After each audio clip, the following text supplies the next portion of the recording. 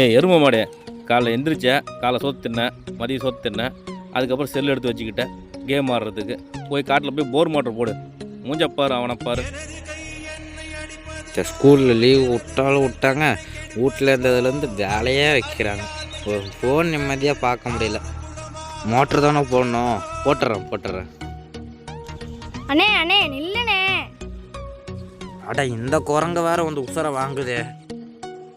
அண்ணே நில்லுண்ணே. காட்டுக்கு வந்தாச்சு கேம் விளாட்லான்னு பார்த்தேன், சனியை இங்கேயும் வந்து தொல்லை பண்ணுது. காலையில் வேறு எங்கள் அப்பாட்ட எங்கள் அண்ணன் திட்டு வாங்கிட்டான். இதுதான் நல்ல சந்தர்ப்பம், இவனை நல்லா வெறியேற்றணும். காலையில் என்னை எப்படி மாட்டி விட்டான். சொல்லு சனினே, மதியானம் சோத்தை வேறு கம்மியாக சாப்பிட்டு வந்துட்டேன், அதே மன அழுத்தமாக இருக்குது. ஓஹோ, சரி சொல்லு. நம்ம சந்தையில் 400 ரூபாய்க்கு ஆடு வாங்கினேன்னா, அதே ஆட்டை நான் இன்னொருத்தவங்க கிட்ட 300 ரூபாய்க்கு விற்றேன்னா எனக்கு லாபமா நஷ்டமா? 400க்கு 300க்கு 200 நஷ்டம் தானே. டே முட்டாளு, 400 இல்லடா 400, தெரியுதா? காண்டானியா மலை குரங்கு. இருவோடக்கா என்னை காண்டேத்தியா பார்க்குற, இன்னையோட உன்னை முடிச்சிடுறேன்.